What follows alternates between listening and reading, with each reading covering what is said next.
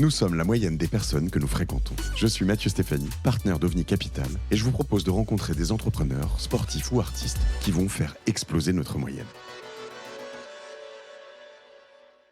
Si on parle business, rapidement, aujourd'hui, tout ton business dépend de tes victoires et de tes sponsors. C'est ça, en gros?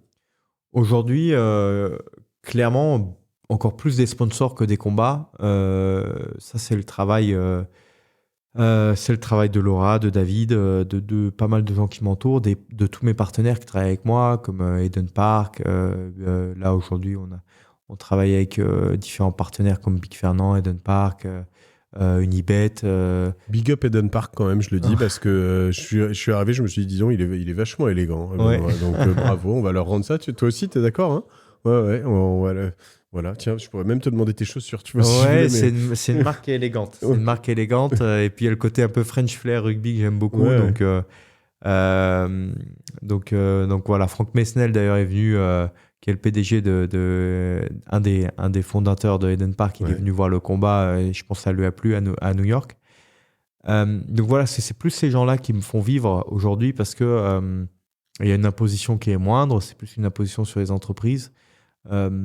Et les combats servent, c'est surtout à mon niveau.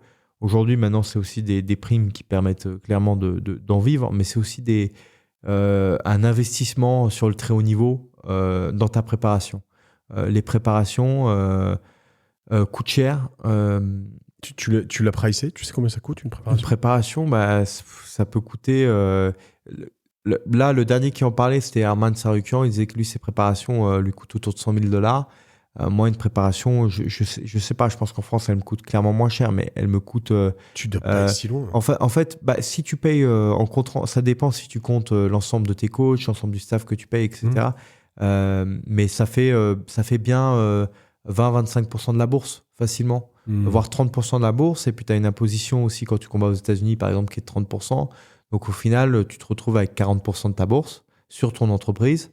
Et après, tu as l'impôt sur les dividendes. Donc, si tu veux récupérer une partie des 40% net, tu payes 30% d'impôt. Donc les bourses de combat sont très imposées parce que moi, j'investis aussi dans ma préparation parce que clairement, le but, c'est d'être performant. Donc, il ne faut pas voir le combat. Le combat, c'est juste une étape supplémentaire dans ta carrière. C'est pas un combat qui va changer ta donne. Et s'il y a un combattant, l'erreur qu'il peut faire, c'est de voir un combat comme... le money fight et le changement de carrière. Tu peux mettre all-in sur un combat, non? C'est des trucs exceptionnels à un moment donné où peut-être tu es au sommet de ta carrière et où tu as un ou deux combats qui peuvent être un peu des changements de dynamique dans ta carrière. Peut-être.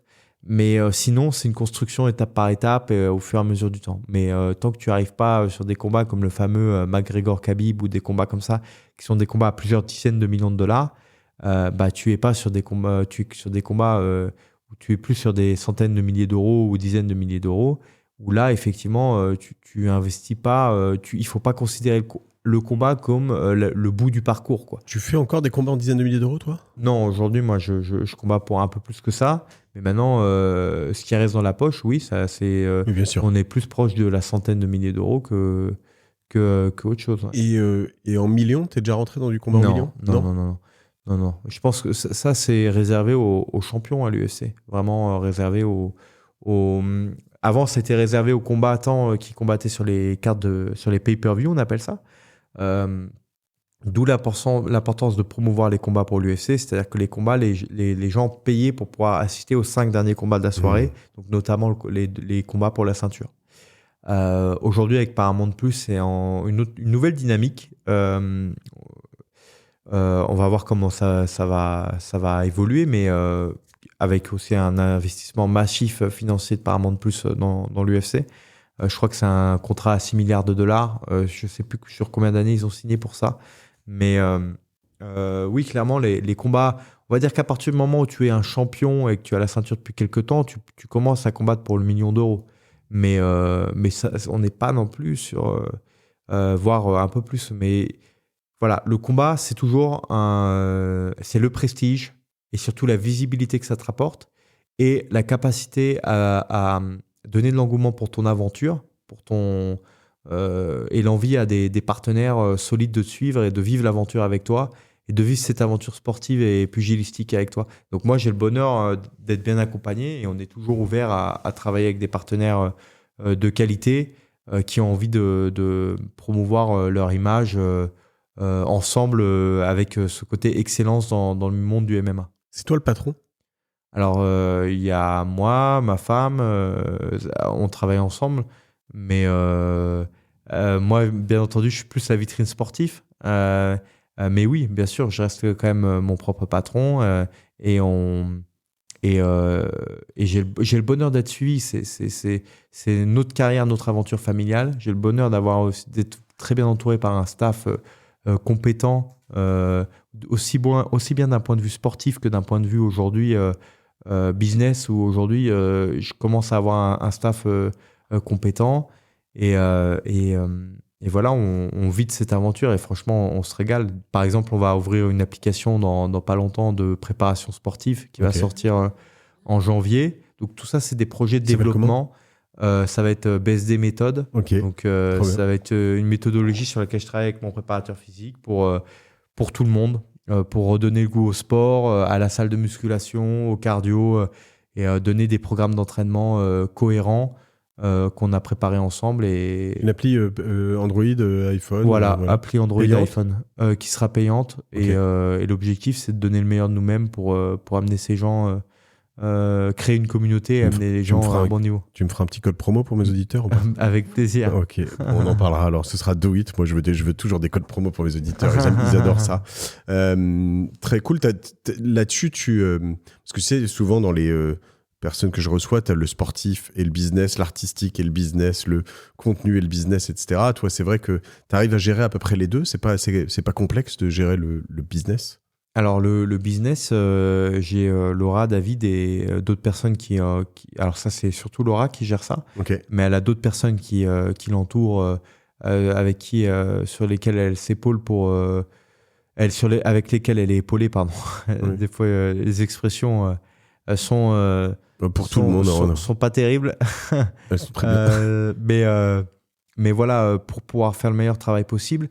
Et elle sait très bien que moi, l'important, ça reste quand même de gagner mes combats. Donc, on crée un emploi du temps ensemble de manière à être capable de répondre aussi bien professionnellement parlant aux attentes de nos partenaires et que je sois performant et capable de m'entraîner, d'avoir mes nuits de sommeil, d'avoir du temps pour être performant. Et bien entendu, plus on approche d'un combat, plus la charge business devient moindre et la charge sportive devient importante. Et vice-versa, plus on est loin d'une échéance, plus on peut se permettre de prendre plus de temps pour nos partenaires et les gens qui nous entourent. Je reviens un peu sur ce que je disais tout à l'heure, mais tu vois, je pense à Logan Paul aussi, je reviens sur Conor McGregor, etc.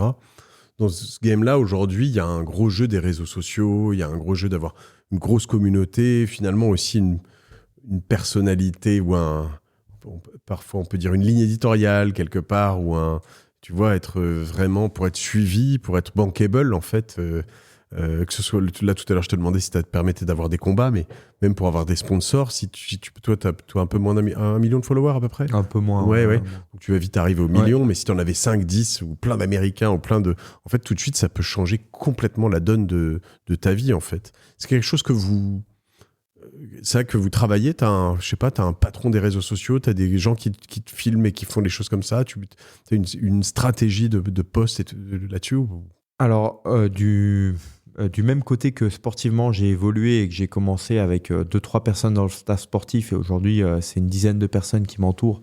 Donc, il y a le préparateur mental, le préparateur physique, il y a le diète, le kiné, le médecin du sport, il y a le préparateur en boxe anglaise, en Muay Thai, en lutte libre, il y a le head coach. Donc ça fait du monde qui s'est rajouté au fur et à mesure, au compte-gouttes, au fur et à mesure aussi des demandes, des combats et tout, et du niveau qui augmente.